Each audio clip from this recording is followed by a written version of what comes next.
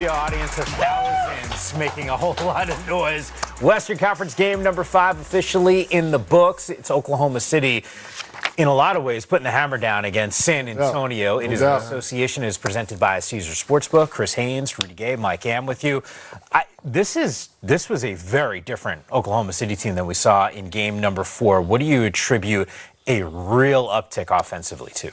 Yeah, I mean, Jerry McCain got hot. Yeah, you know, a lot of guys knocking down shots, and they played physical, and they played off of San Antonio's physicality. Instead of falling, they raised their level of play. So you know, it was a really hard-fought game, and San Antonio played well. I mean, down the stretch, they fought, they clawed, but just wasn't enough. Wemby, simple as that. Yeah. When he struggles, they lose. When he plays well, plays dominant, up to his potential, they win.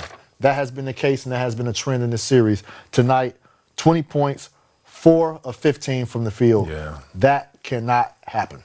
You had mentioned this even in the pregame. You mentioned it to us off air. What he does early in games really dictates kind of the flow that we're going to see. The numbers are pretty remarkable. First half numbers, you look at game 1, you look at game number 4. There's an aggressiveness that equaled wins for San Antonio. 2 of 6 at the half. I'm thinking to myself, you're not going to win a whole lot of basketball games with a guy like that's that quiet. Yeah, and a lot of it has to do with his teammates. The teammates have to make sure they find him, but he also has to be aggressive as well. Yeah. And one thing about him, he needs to hang around the rim a little bit more. I think, you know, the fact that he is a well-rounded player, he can do it all on the court. I think sometimes he settles. Not sometimes, a lot of times.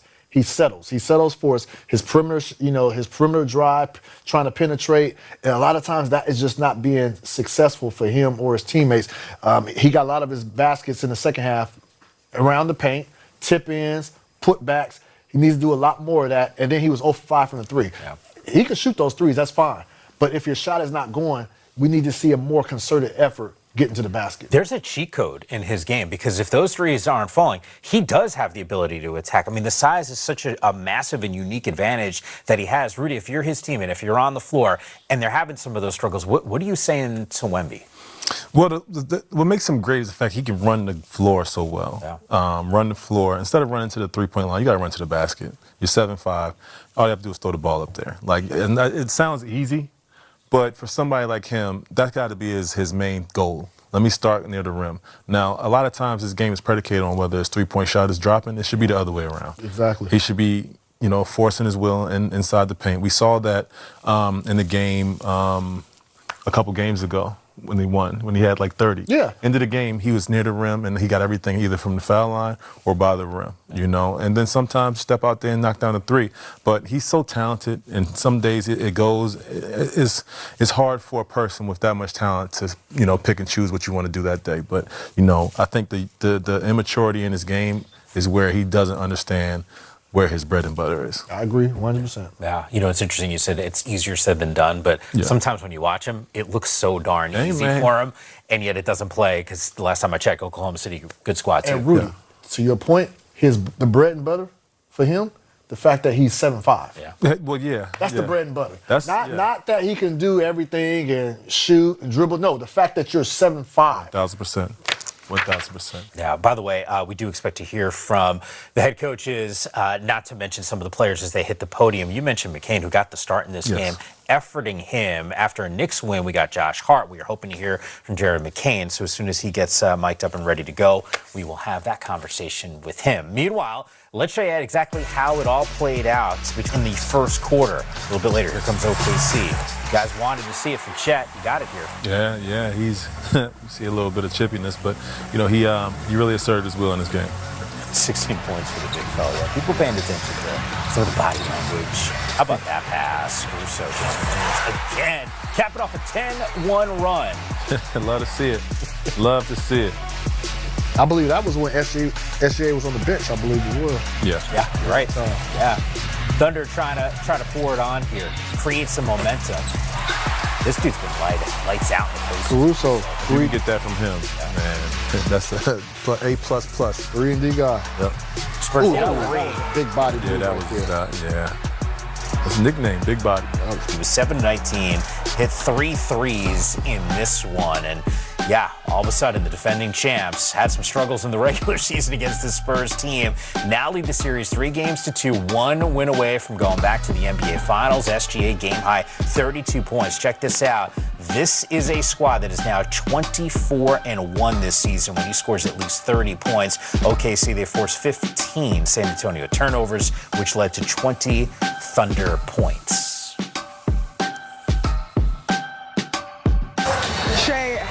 Play as a group. The bar clearly very high for SGA.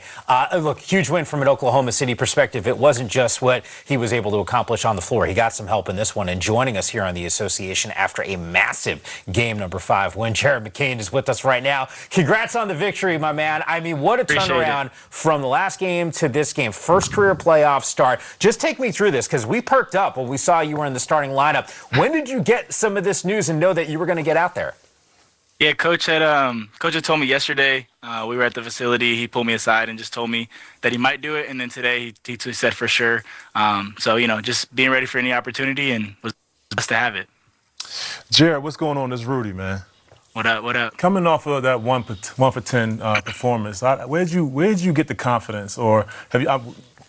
We see that you have confidence, but for a young player like yourself, that could really break someone down. So where did you get the confidence for this game today?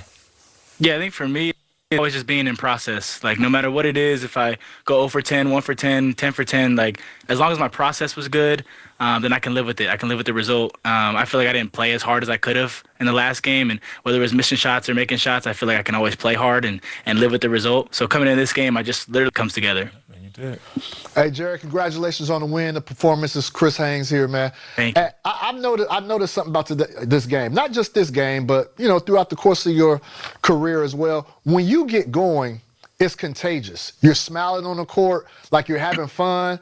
And I know for the opposition, they probably don't like that. And so there was a couple of plays down towards the end. Mason Plumlee kind of hit you with a hard, behind the back screen, and you got kind of smashed there by who was that? Bismack. By Bismack at the end. Like, do you feel like you might be attacked? Like, how do you prepare yourself when you're in your latter parts of the game like that? Yeah, that was crazy. I didn't expect it. Obviously, we were at the free throw line too, and I was like, "Why'd you do that, man?" I'm just asking him a question, and he was like, "I got another one for you too." I'm like, "All right, man, let me to the corner real quick. Let's finish this game out." But it's all in competition, so gotta respect it. But definitely wasn't aware that my team told me after, like, just get to the corner at the end of the game like that. Jared, what's kind of interesting, too? We spend so much time talking about Wemby and what he does for an opponent, and yet I think about how you guys were able to limit him in this game. In fact, in some of these losses, he just hasn't been necessarily as aggressive. Just take me through the mindset for you and your teammates to look at a guy that is that unique, that can be that dominant, and making sure that he's not changing the complexion of the series. Yeah, I mean, he's an awesome player on both sides of the ball, so being able to take care of physical with them, Hart, Chet, J. Will, AC, they all do a great job on them, but, it's a team defense, and we talked about it. We made adjustments to it. We know that when he gets going, like, their whole team gets going in general. So being able to be in the gaps, being able to block him out, because he's good at, like, he'll throw it up, and he's 8 feet tall. He'll just go get it himself again. Block out, rebound. It was huge for us tonight. It's Rudy again, man. So, after the last game, you guys responded with this game today. What do you guys need to do to close out in San Antonio? Yeah, I mean, same things. It's gonna be hectic in there. It's gonna be crazy in there. But this team is already really mature. We just focus on the details, the small things on defensive end. Like when we can hold them to, less than 100 points, like we know we can beat them on the offensive end as well. So being able to focus on the details and be team defense together, no matter if they go on a 10-0 run, doesn't matter. Just be even keel with it. Jared, keep smiling, man. Congratulations on the win. You're a joy to watch out on the floor, and good luck in game number 6, all right? And get back in that corner, man. Stay safe. Yeah, right? Man. Appreciate y'all. Take care. Protect your neck. Take care. Jared McCain, once again in this game, 20 points. I know one of you guys, Rudy, it was you who had asked him about that confidence. You go 1 of 10, and then he's out there going for 27 of 19 from the floor. I think you could point to him, but this is a team in Game 4 scored 82 points. That's the worst offensive performance that this team has had in the last 4 years. They drop 127 against this defense. Is it as simple as just saying, hey, dude's just hitting shots. No. It's definitely the playoffs is a game of styles. You know, they after the loss they changed something up. And what it looked like today, they picked up their physicality again. Also, they were moving faster on offense. The ball was moving more, and people were knocking down shots. And the ball, like you said, like we say all the time, the ball gives you energy. You got to move the ball around. And of course, Shea is going to be Shea. You know, at the end of every shot clock or whenever in transition, he's going to find his way to be aggressive. But you know, for the most part, the ball is popping. Jared scoring, Shea scoring. Caruso scoring. Everybody's touching the ball. Everybody's having fun. And it's tough to guard a team when they're playing like that. 32 points for him in this game, 9 assists for SGA. We do expect some of the coaches to hit the podium. As soon as they get there, we will bring you some of that reaction.